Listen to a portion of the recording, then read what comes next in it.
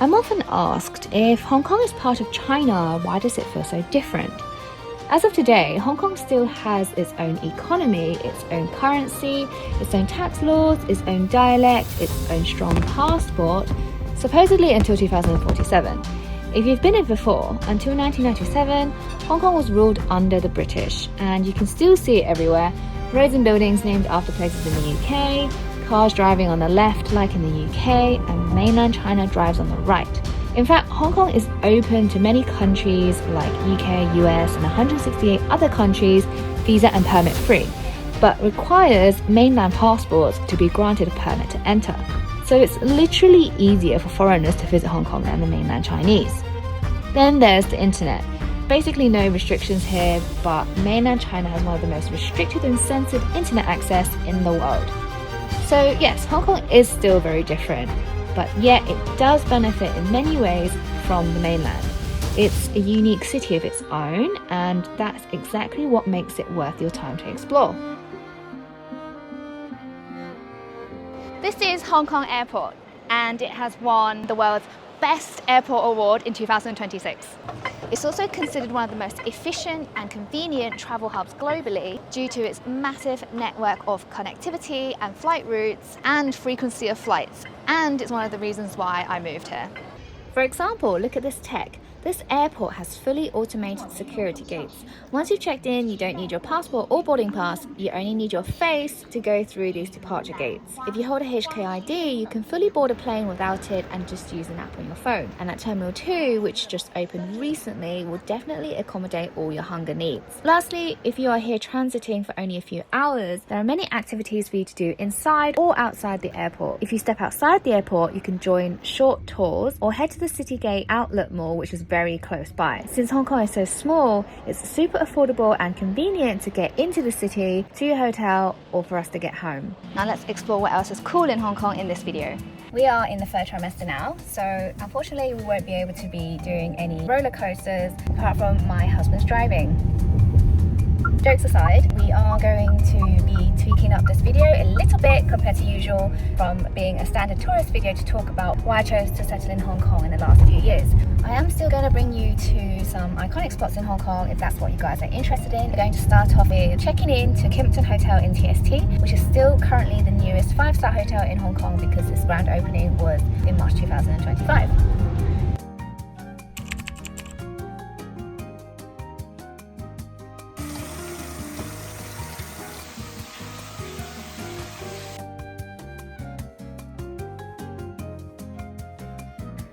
So everything in front of this hotel is new. It's land reclamation, and previously it was the sea. Across this Victoria Harbour, we have Hong Kong Island, and previously only the British residents were allowed up the top, which we call the Peak, before 1947, and the Chinese residents were only allowed along the bottom. But nowadays, anyone can go on this island, but basically only the rich people live at the top still.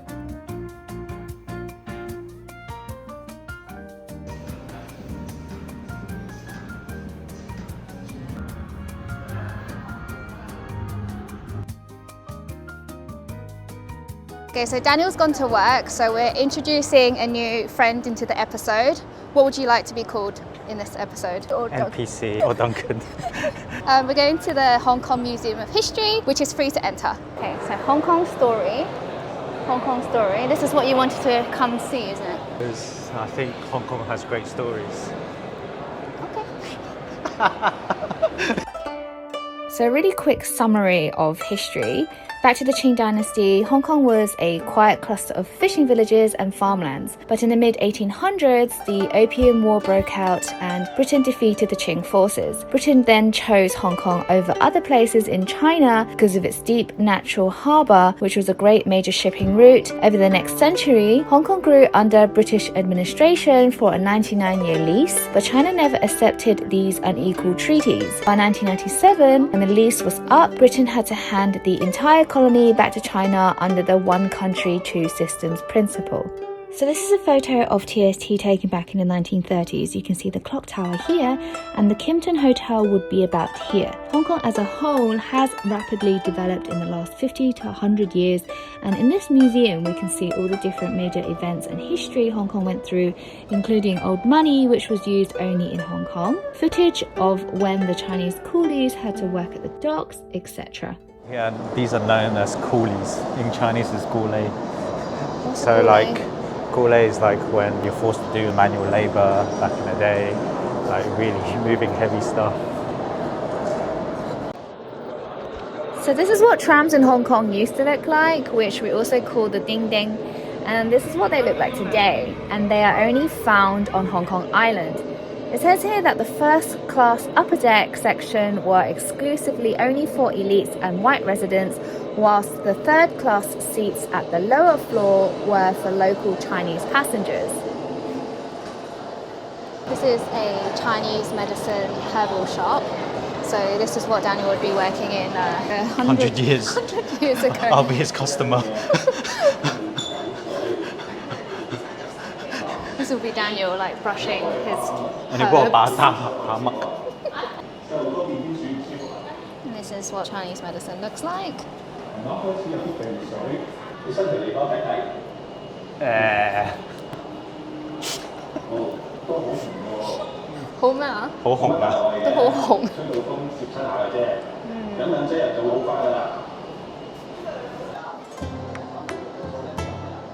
This is a really pretty section that I think a lot of people come here for. These are neon lights.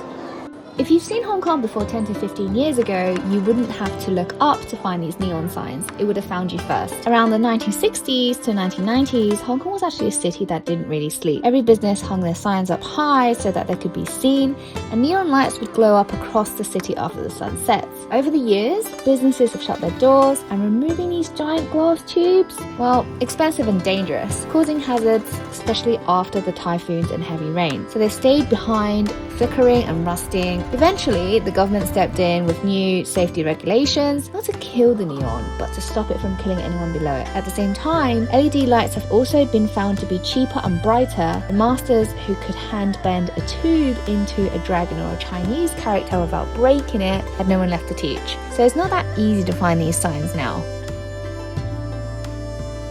That bed wouldn't even fit you. No, I won't. I don't think I can get in there. But I think this is a type of rooms that our grandmas might have grown up with. This is a half a flat unit. This would be a family apartment, I think. See, even if you have no space, you still got to gamble. We have the next size up, which is a 24 square foot living space. So people would build an extra loft on the second floor. I like this one. This one's the best one. Yeah, you It's can- cozy. You can stay here then. Yeah, people used to cook outside because they don't have space for a kitchen. Put your rice there, innit? I still use that at home. My parents still I think put my rice in that one. grandma's. 你有冇玩過呢個？冇。打唔係跳飛機。I don't know how you do it.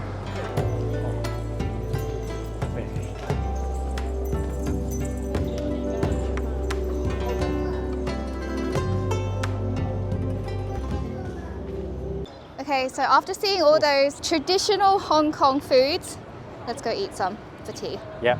What do you Let's fancy? go to 茶餐廳. What do you fancy eating? We'll see when we get there. There's plenty of things to eat in TST, it's fine. Yeah.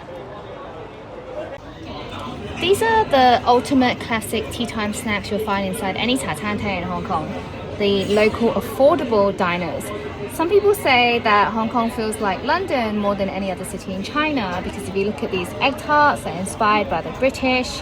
The Hong Kong milk tea, super creamy and milky, but the Chinese are actually almost all lactose intolerant.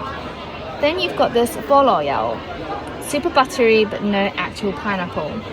These snacks have been around for decades, so they're super nostalgic for locals and tourists should not skip them either. So some of you guys may already know, if you've been following me on Instagram for the last 8 years, that I originally spent most of my life in the UK. After I graduated from UCL, I spent about 8 years traveling around the world just to try and figure out where I wanted to live. And ironically, in the end, I ended up moving to where my parents are originally from and chose to leave when I met Daniel in 2019. In general, Hong Kong is considerably one of the most expensive places to live in the world. So why did I choose to move here instead of staying in the UK? The short answer to that is because of tax and safety. I know that I spend a lot of money, don't like using my family's money or my husband's money, so I've always ensured that I have made multiple streams of income, and I've been working since I was 15.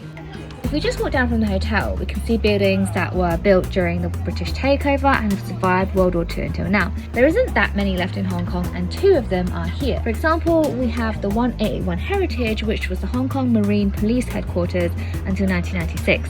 This used to be the waterfront of TST and is one of the 4 oldest government buildings left in Hong Kong. It is now a restored cultural landmark in Hong Kong, often with the most luxurious decor during festive seasons and full of luxury shopping and restaurants. Underneath the main building used to be a bomb shelter, which now functions as a passageway to the Heritage Hall. Right across the road is this clock tower, which is right in front of the Victoria Harbour.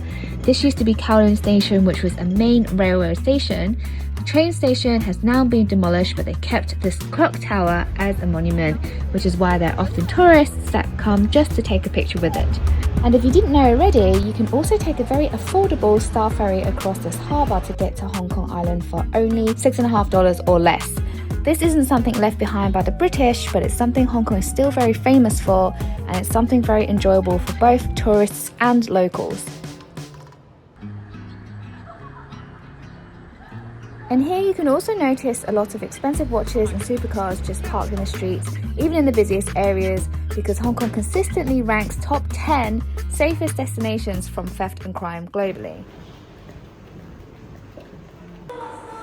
Quick change of clothes to head down to the restaurant in the Kimpton called Hillside. It is an Asian fusion restaurant, and behind me is the Victoria Harbour View. It is a little bit restricted, but there is a laser show at 8 p.m. I wanted to say that Hong Kong is an absolute tax heaven. The max income tax you need to pay is 17%.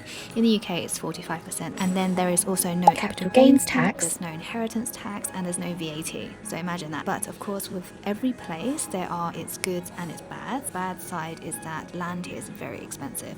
To rent, buy is very expensive. But if you have property passed down to you, since there's also no inheritance tax, then you are absolutely sorted.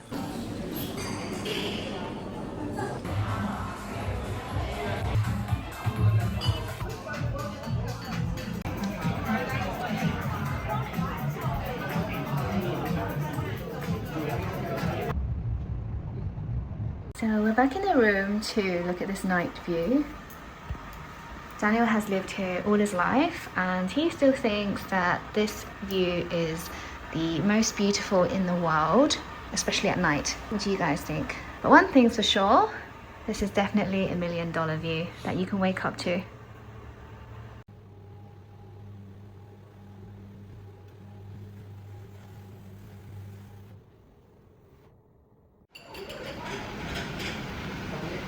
Favorite part of the day, food, especially breakfast. Breakfast is very important, guys. We can't live without breakfast.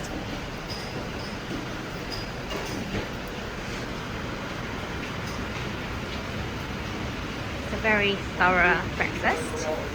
Pretty much everything you need. Even egg waffles and Portuguese tarts, yakult, fruit. Obviously had to try these.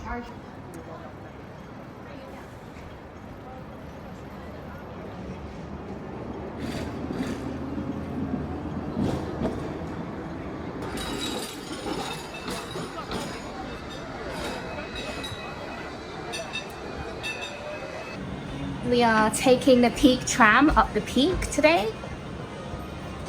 严禁吸烟及饮食，请注意，车厢内严禁吸烟及饮食。谢谢合作。So after you come out of the Peak tram, you will see this massive mall here, and if you turn left, you will get a very nice free view of Hong Kong. This is the tram. You can see that the ceiling is glass, and there's also a bakehouse. There's like a coffee shop here, so you can sit here and enjoy a coffee or some tarts and have this view. You can't really come to Hong Kong and say you haven't been up Victoria Peak because it is just so iconic, and even the locals that live here will still say that this view is very breathtaking.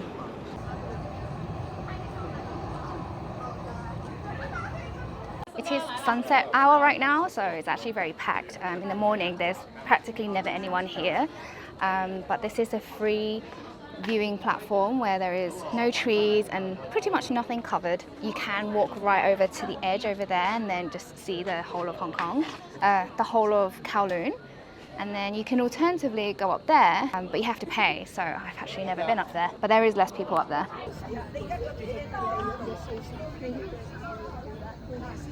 By the way, top tip, if you're limited on time, I always recommend people to use the live cameras on the Hong Kong Observatory app before making your journey to the top of the mountains, just to see if you can see anything up there at all. Sometimes you go up and you can't see anything, and sometimes it's surreal. It's also really useful to catch a sea of clouds during certain months of the year without physically going up every single day.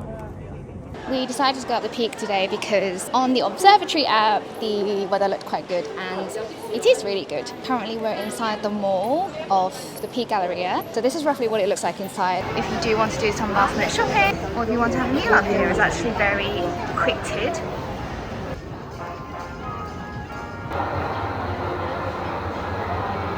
Please mind the doors.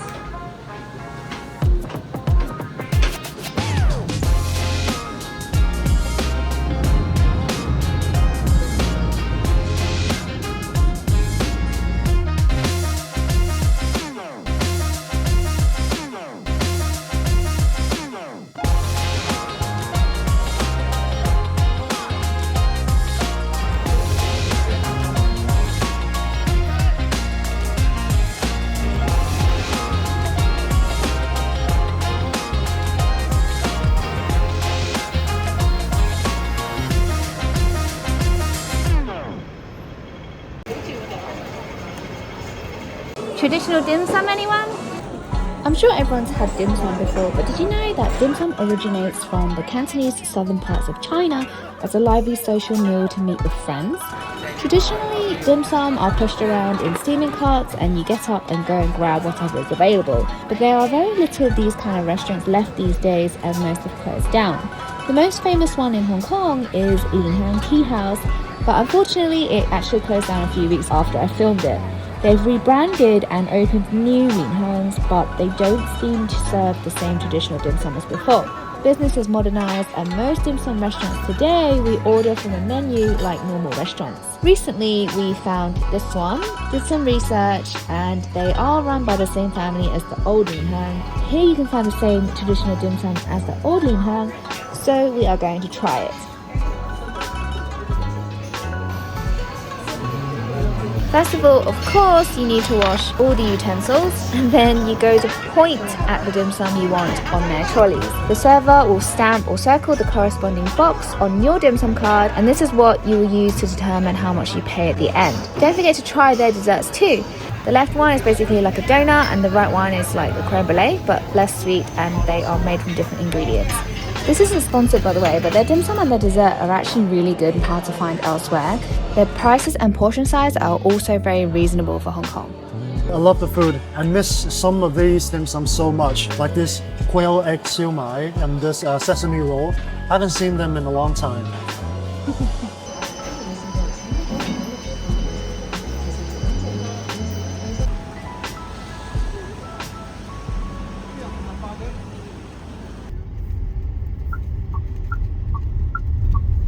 So in every single video I've posted so far, someone has always said that that city has no nature, it's got no soul.